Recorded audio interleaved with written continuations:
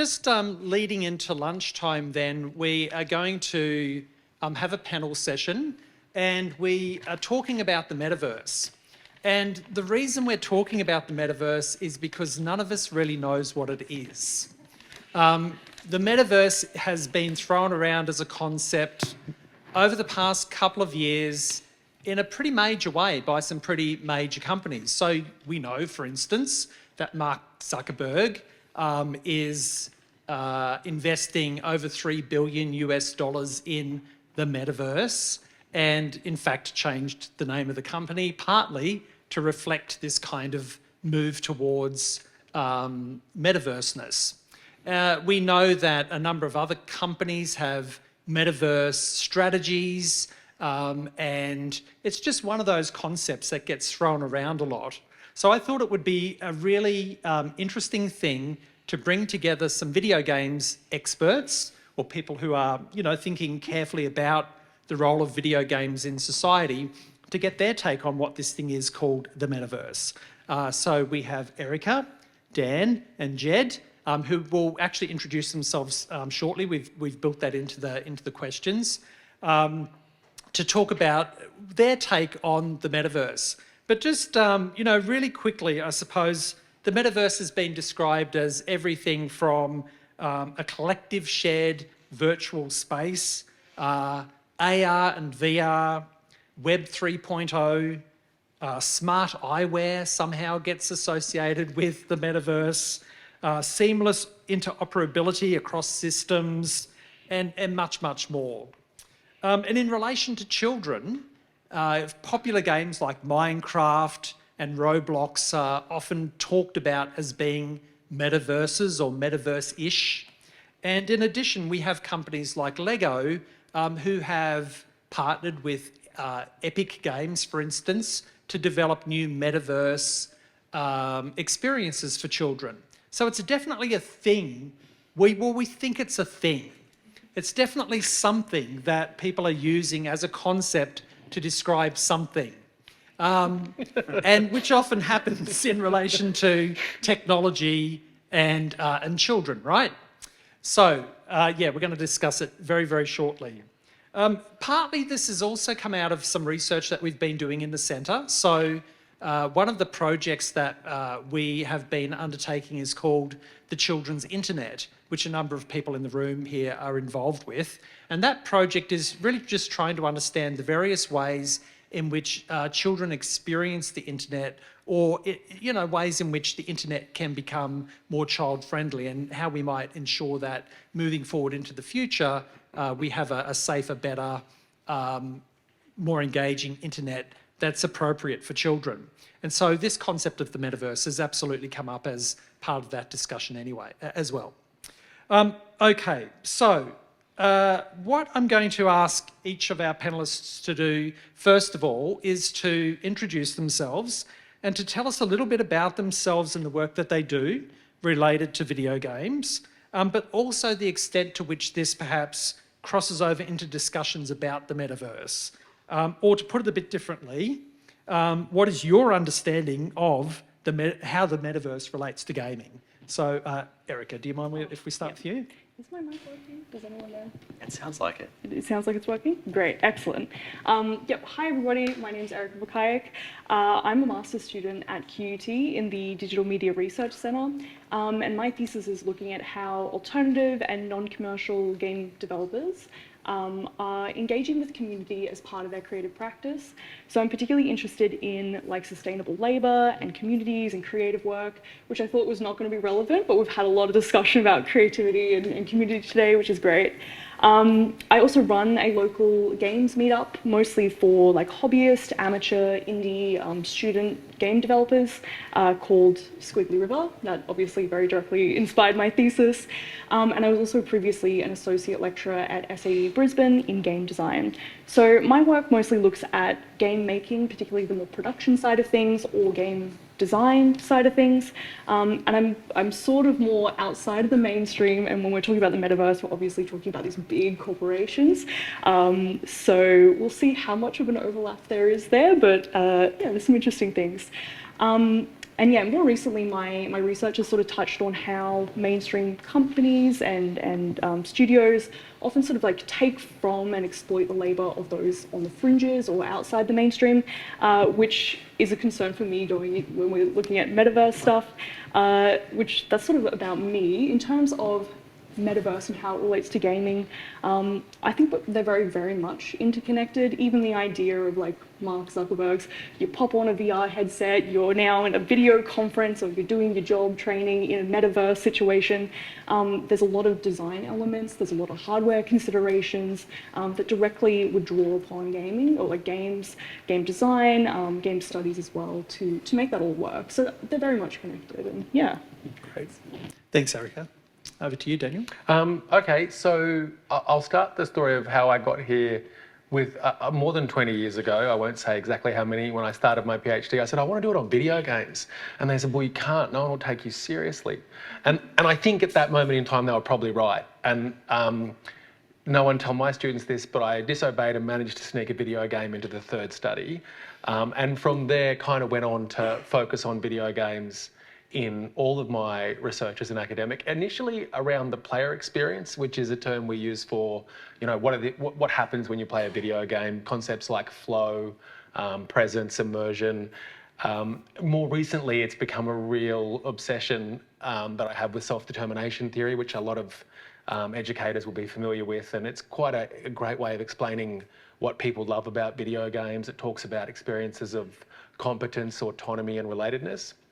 And so I think in the last decade, maybe more, almost all of the work that I'm focused on is really more about well-being and how video games contribute to well-being. 90% of it has been about the benefits of video game play. I broke my past self's heart about 2 years ago and applied for and got funding to look at problematic play.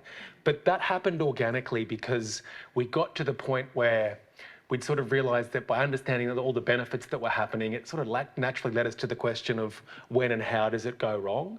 That's what I tell myself anyway, and not that I betrayed my past self at all. Moving to the question of the metaverse, yeah, you know, my notes, what I wrote was whether the metaverse comes to exist or not. I think most of the research that we're doing and will keep doing will remain really relevant, because I think whatever else it might be or not be, it's a way of understanding greater immersion, right? So, so I think, yeah, it almost doesn't matter, because we need to care about immersion and we need to care about ways of engaging in digital worlds. But I was chatting with Jed at morning tea, and I was like, I think I had the word metaverse in this book called Snow Crash. And then I looked it up, and it's the first time the term was ever used in 1982. And then that led me to an article about the history of the term. I don't want to gazump you here, Michael. You might have stuff hidden in there. But apparently there was in 1935 there was a book called Pygmalion Spectacles, where a person described VR, goggles that you put on that give you sense and smell. And that's making me think, okay, there is something important here, because it's been in our consciousness and you know, intelligent thinkers have been sort of coming to this idea for a long time, and maybe Zuckerberg just ruined it. I don't know, but anyway, Jed, what do you reckon? Yeah, it's sort of metaverse. We were having that discussion, and I was very skeptical about the metaverse thing, and you know, the term itself has existed long before meta, so it's been co-opted a little bit by capitalism. Oh, by the way, I'm Jed Dawson. I'm the head of games at Spring Queensland. Yeah, so I run our state government's funding programs for video games. So we have grants for startups. I run a digital games incentive for game studios to access money if they already have money. So the idea of that is to attract studios and grow our existing ones. And then I also run initiatives and talent development programs for sort of emerging game developers to get into the industry and achieve their dreams. Previous to that, I started up my own game studio. I've been a game designer, game developer, really poor game animator for about 8 years. Yes, and so now I'm managing the Queensland Government's games programs. Yeah, my understanding of metaverse is that it's VR, AR, you know, there's a lot of money being poured into it from Meta. Whether that is a genuine investment or not, I have a little skepticism there. You know, when Metaverse was announced, Mark Zuckerberg was like in trouble. You know, the board of Facebook was talking about removing him. So, you know, I've spoken with, you know, lots of people speculated. It's a very fun topic in game development communities. And a lot of us think that he just like made this huge pivot so that they couldn't get rid of him. They maybe think he has a plan. But yeah, it is operating at like a $12 billion loss so far, with I think 4 billion per year on average. So yeah, I mean, for me, like they're trying to create a new platform that they can make a lot of money off. There's not a lot of content for that platform yet. So my interaction with it mostly is the opportunity that our game developers are finding there, where, you know, Facebook or now Apple as well, as they're getting into the headset game, or Sony, you know, they need content for their platform to sell the headsets. And then at the same time, they're actually trying to make VR part of the development process. So we're starting to see developers making the games for VR in VR, which having a look at those studios is a little apocalyptic, to be honest. Yeah. Great. Okay, so far I'm hearing that the metaverse, it's commercial, it's immersive, it's a distraction for a CEO at a major social media platform. I guess the next question to ask is then, you know, just to extend on this idea of, you know, is the metaverse just hype? Is it just marketing? Is it just something that kind of emerged in the tech development space to kind of attract investors and so on, and to you know, be seen as the next big thing, if you like? Is it just that? Or is there genuinely technological development and advancement that's happening, as far as you know, that, you know, will allow this Web 3.0 or, you know, more immersive experience to happen? Like, what is the, you know, nuts and bolts wise, if you know, what's happening that kind of seems to be making something new happen with the internet that hasn't been possible before? And we can start in any order. Jed, do you want to go first this time? Sure. So I don't think virtual reality or AR is economically viable for game developers at the moment, unless the platform is paying them to make it. You know, you do have a very, very few select sort of like key titles that people think of when they buy a virtual reality headset. They're like, I'm getting this, and I'm going to get this game, because there's like only 3 that I know of. But you know, take for instance the iPhone when that was first introduced. You know, Fruit Ninja, which was made in Brisbane, that was sort of like the game that you got to show off the swipe capability. And I don't think that VR headsets are at the iPhone point. They're both too expensive. It's annoying to wear them for too long. You know, they cut little divots into your cheeks. I know developers who have had to wear them for long periods of time who've actually developed neck problems because they've been too heavy.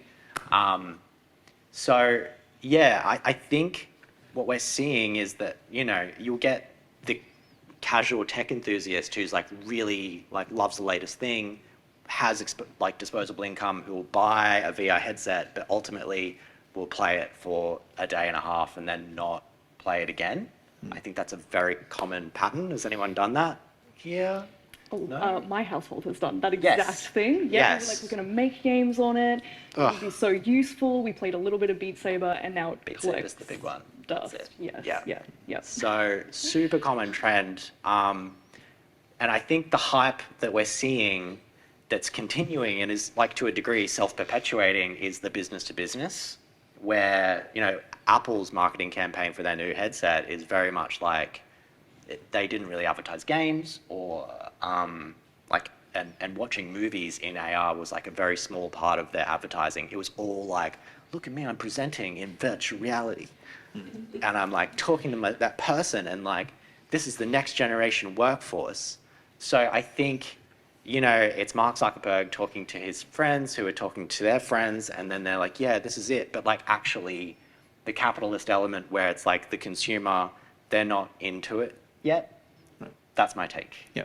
Erica, what? Yeah, if I could jump a little bit off that, I think when people generally talk about the metaverse, it's this really cool interconnected thing where like I do an adventure in Minecraft, I get achievements, and then that like unlocks a new hat for my cool Facebook avatar, right? Like that's people's like ultimate dream about the metaverse. It's like all these things working and interconnected, but in reality, like Facebook and Microsoft, who owns Minecraft, are not gonna work with each other in like a big space, or I don't think that they will. So that means that like when we're thinking about what the metaverse will be, we're looking at like Meta or Facebook's metaverse, right? Everything is owned, like everything's created, designed, made by, or at least owned by Facebook, and like that's not the cool thing that people want, especially if they're thinking about the games that are incorporated. That's not the ultimate dream of having all these things that work really nicely together. And I think VR is a really good example of that. Like we saw the uptake in VR, and then we saw all the companies make completely different headsets that now have their different stores, that they don't nicely cross over with each other.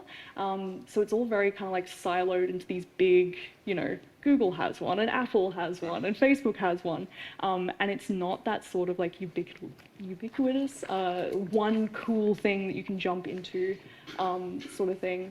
And yeah, same with VR. There's a lot of the hardware's not there yet in the same way that an iPhone is or an iPad is. They're heavy. People get motion sick. Really, I get motion sick in VR. I can't do it. It doesn't work nicely with glasses. And particularly if we're thinking about kids in the metaverse, a lot of the headsets. I think in one of the videos we saw before, we saw a little kid using a headset, and it looks funny because it's way too big for them, right? And they're not going to make children's headsets just yet. So there's also some, like, just the hardware there, I think it's not necessarily going to work, but there might be some more options with AR. Yeah, that's pretty good. I'm going to take the opportunity to disagree with both of you, just to make the panel more please. interesting. So I think you're both right, but I think there's some interesting counterpoints to consider. If we think about the iPhone and we think about what came before the iPhone, people will remember my age, the Nokia N-Gage, other different things that were supposed to be this way of bringing gaming mobility to the masses, and it just didn't quite work. I bought them and they ended up in a drawer. In a similar way, I have 6 VR headsets in my house, and every 6 months I use them again, and it's amazing. It is amazing. It is incredible the experience you can have in a game in VR. And then the next night comes and I can't be bothered to set it up and move the furniture. But I wonder if in 5 years' time we'll be saying, oh, we were kind of right, but we were wrong in the sense that the iPhone of VR was around the corner. And some of the things that are happening make me think that could be the case. We're getting lighter, we're getting better battery life, we're solving a lot of the nausea problems. And I think also about some good friends of mine, and she and I have been friends for years. She loves playing video games, but she hates controllers. As does my partner, as do many people I know who want to play more games, but what they can do and what they love doing. And she and her partner play VR every night because she gets it. She can intuitively control it, and it's hilarious. They have 2 headsets, they have a nice big lounge room, and they explore worlds together, which is the dream of gaming at one level, to be immersed with someone else in a virtual world and to control your body in a way that mimics the way you work in the real world, like we're not quite picking up objects with the force feedback that we want and things like that, is quite incredible. So yeah, I think you're both right in the sense that we're not there, but I do wonder if we're almost there and whether we'll see a big change in the near future. Well, Ava this morning, I think, said that one of the things that she wanted to do was to jump into the game, right? And to be in the game. Yes. Yeah, with the unicorns. Who doesn't want to be in a game with unicorns? Yeah. So now this is where I get confused. Well, I'm being a bit facetious, but this is where kind of I get confused, right? So yes, we're talking VR, we're talking AR and stuff like that. Yeah. But then, people are saying that Minecraft is a metaverse as it currently exists, and that Roblox is a metaverse as it currently exists. Why are they calling these things metaverses? Like what? Honestly, I'm a little bit confused about this. So you're the gaming people. So I want to know from you, why is Minecraft perhaps a metaverse? What is it about Minecraft that's metaversy? Do you know? I'm happy to start. Yeah, thanks, Erica. So with things like Minecraft or Fortnite or Roblox, they're these really big platforms, and I think from an outside perspective, if you're not familiar with the game itself, you're like, oh yeah, that's a game that you click play and you're just playing a game of it. But if you are using, so the one that I know the most is Fortnite, and during the pandemic, I'm a full adult, but I was playing Fortnite with my co-workers. It would be the thing of like, after work, you'd go, oh, let's just jump on Fortnite. The second you're in the game, you join a group with your friends, it's just voice chat. So straight away, and you can make games, you can make your own custom games, you can go and play the default game, but it's got a lot of extra stuff to it. So there's a lot happening that's connected there. And then also with things like Minecraft and Roblox, when you're playing the little different games of it, you're earning bucks, I think, in Roblox. I'm very unconnected with Roblox. That allow you to then play more things or unlock more things. So it is kind of that like dream of, you go and as you're playing, you're earning things that allows you to do more, like customize more, unlock more things. But it's also just like a big platform. So I know, kids, 13-year-olds, who are like, oh yeah, Fortnite, you just go into that and there's constants there, and it's the space that they're just like hanging out with their friends. They're making a custom game that's just, they can run around and shoot things, or they have like infinite jumps or whatever. And it's just their like hangout space, but they can also play games and get cool skins and customize their characters there as well. Yeah. Jed, can you enlighten us a little bit about? I don't know who said that. Well, Roblox itself, it markets itself as a metaverse. A metaverse. Yeah. Yeah, I don't know. I thought it was just VR stuff, like that level of immersion. But it sounds like maybe there's an element where it's like you get to participate as a creator in another fabricated economy or society space. Yeah, I don't know. It's cool. Well, after Daniel's spoken, we're going to be coming to audience questions as well. So please get a question ready. So Daniel, what's your take on this? So the cynical part of me says it's pure marketing. That's why they're saying it. But I think what they're referencing, building on what Eric is talking about, is there have been lots of different virtual environments, and I mean games or digital spaces. And in fact, when Gavin talked about muds and moos this morning, which I used to teach at a different time, it was the same thing, right? You get in there, you build something, you watch other people interact with that thing, and what it eventually becomes is a place to hang out with people. And I think that's probably what they're referencing. And that's the part about video games that gets me the most excited, is the way that they become these amazing places to connect and do cool things together. And so putting aside the marketing part of it, I think it's an attempt to reference that, although the term, mumble. All right. Well, if there's anyone in the audience who has the answer as to what the metaverse is, we would love to hear from you. But I think, we've certainly identified some things. It's about immersion, and it's about hanging out with people in ways, I think, that are quite intensely connected, I think is what you're saying, Erica. Yeah. And I think also I'm gleaning that it's about the game going beyond the boundaries of the game as well, right? So you're not just playing that game, it sort of bleeds over into other parts of your life and other parts of your entertainment system as well. And then, part of the kind of, the imaginary, fanciful future being the VR, version of the metaverse that is very genuinely kind of immersive, where you're in another world, but not being nauseated by it. Yeah, right. Ideally, And Ideally. The only other element, Michael, that I think is consistent across these, from Snow Crash, the novel, through to all these things about, is creativity. So being able to build something that other people can engage with is always, when I think about it, part of the metaverse as it is described. Yeah, great. A comment I'll make is that these worlds, these economies that people are contributing to and working within, are owned by companies. Horizon Worlds, which is Metaverse's main sort of like social app where you can go in, make content, make little things, hang out with your friends. You can sell skins, sell hats. Facebook takes 47% of the cut of every sale. So that's like a crazy, crazy cut. And it does like call into question like a lot of ethical questions. Like ultimately, the investment by a company to create a space for people to develop content is minimal compared to the millions of people who are then like using that to create the content that ultimately the company is profiting on. Yeah.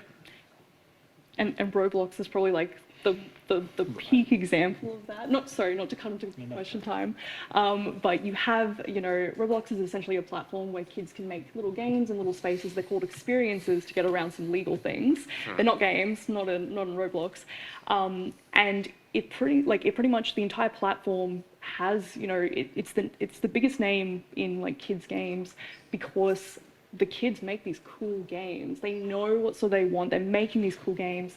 You can pay Robux to go and play someone else's game or get their content that they've made. And Roblox is really relying on these kids to create value for their platform. And they are taking 71% of the sales. So that's an inverse of what most other games platforms will take 30%.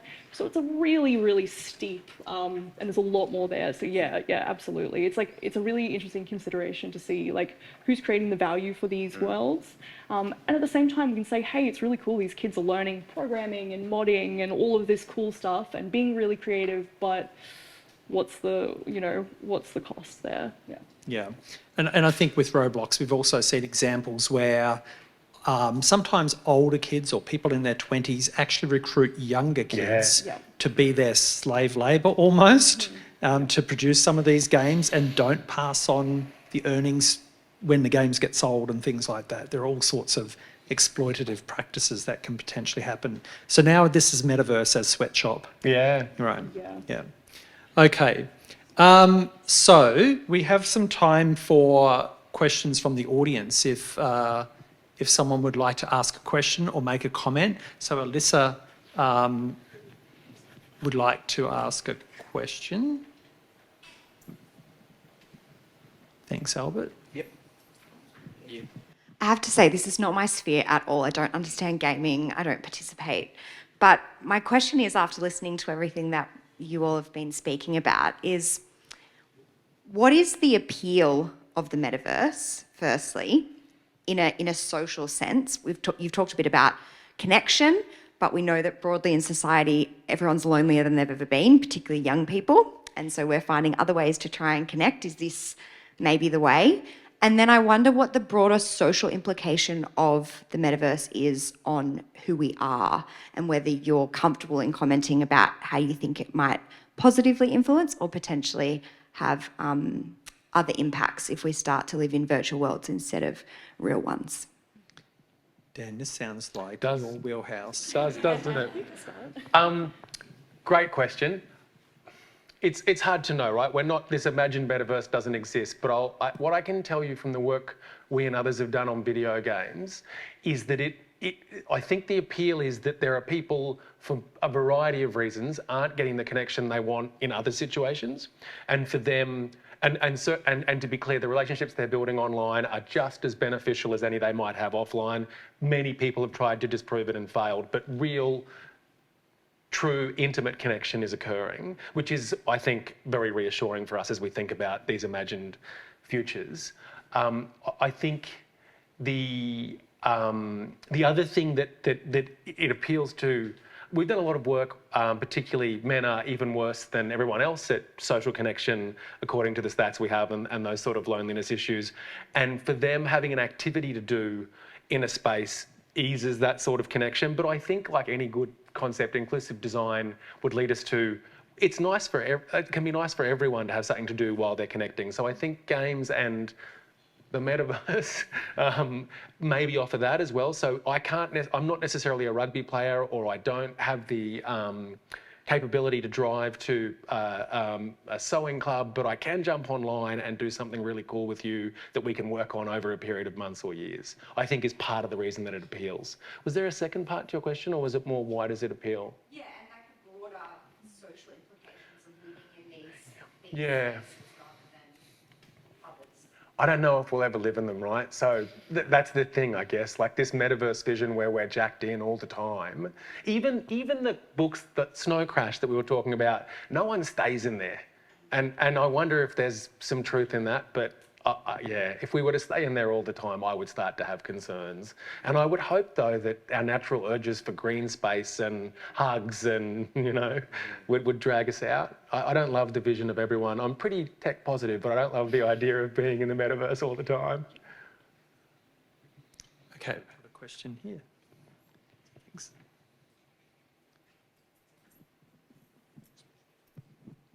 Thank you for your presentations. I would like to know what is your idea from the point of view of children about the safe play. What do you think would be a safe play in metaverse? We know that metaverse is not seen as a space for children at this moment, but we know that they will be there. And so what are your concerns and your ideas about it? Yeah, absolutely. I mean, I think that is a massive concern. Even when we were preparing for this panel, one of the articles that was sent around was Lego and Epic Games are working to make a safe space for kids in the metaverse. Because obviously there's a lot of concerns with being connected online, with the anonymity. You don't know who you're talking to when you're connecting with strangers online.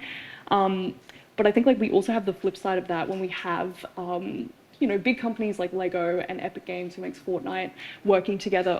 They're going to make the safe space, sort of being a very branded space, right? The bits that are for kids might be then really targeted, trying to extract kids' data or trying to sell them things essentially.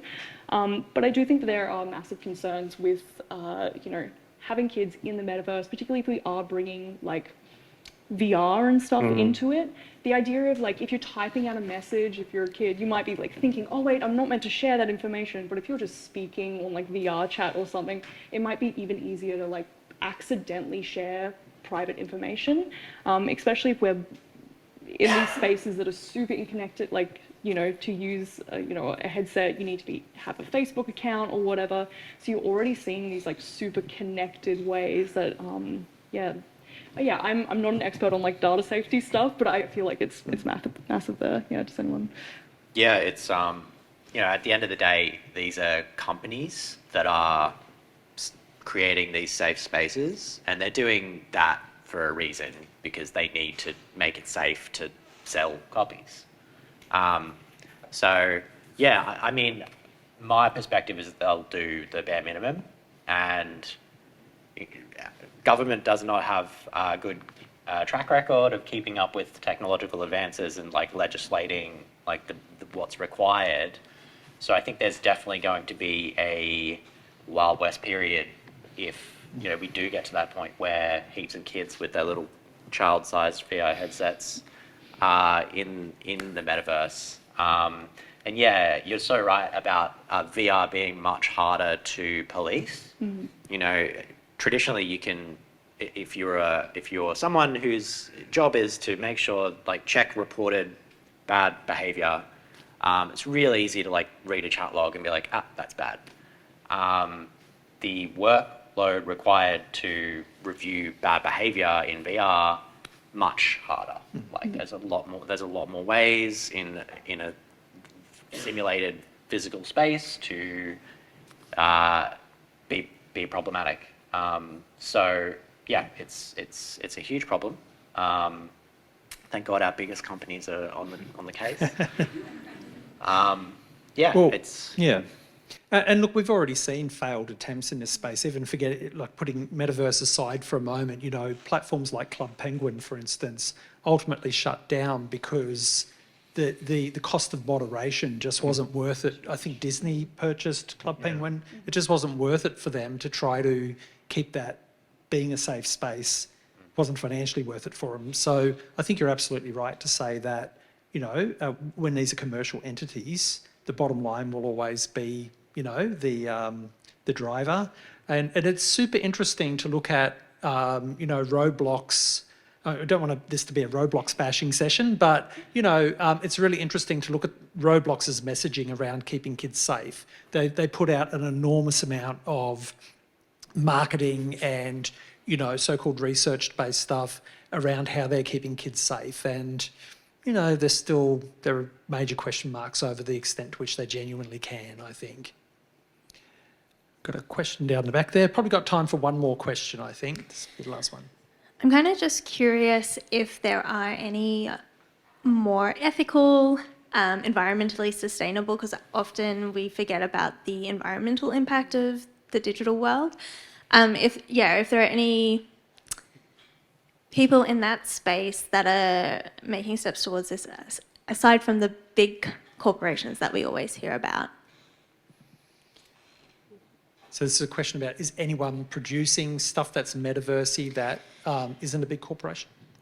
Yeah, and I guess more ethical and mindful and not just about making money. So I'm going to hijack your question to answer the last question and your question at the same time, hopefully, as what I'm clearly emerging as the Pollyanna on the panel.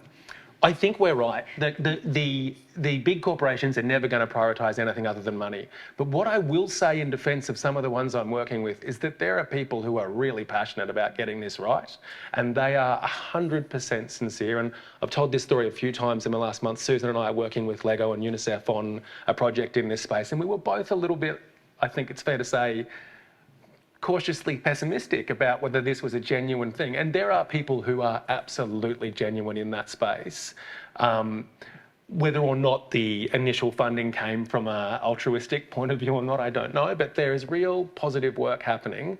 So while I don't know of any, carbon neutral VR companies or that sort of thing, which I think is at the heart of your question, I do think there are big companies who, whether originally motivated for the right reasons, are genuinely trying to make positive change. And the thing that occurs to me is what we can do, and this is more to your question, I think, as people worried about this, is make the market care about that. So make it clear we want these spaces so that there's a reason to put that money there. Yeah. Right. Oh, and just quickly as well, if you've ever talked to anyone who is in like open source software or decentralized platforms, they are fanatical about that. And I imagine that, if metaverse eventually takes off, we would see alternatives. Again, whether they would be carbon neutral, that would be really nice, is a separate thing. But I think if they do really, really take off, we will see alternative platforms that are disconnected from that sort of corporation, side of things. Thank you. Awesome. Well, I think it's lunchtime, so we should wrap up. I feel a little bit more informed about what the metaverse might be. I feel like I know what some of the issues are related to what this metaversey thing might be. I feel like more informed about the issues and what we should be thinking about. So thank you to our panel. Thanks, Jed, Daniel and Erica, for giving up your time and being here to talk about this. Thank you so much. Thanks, Michael.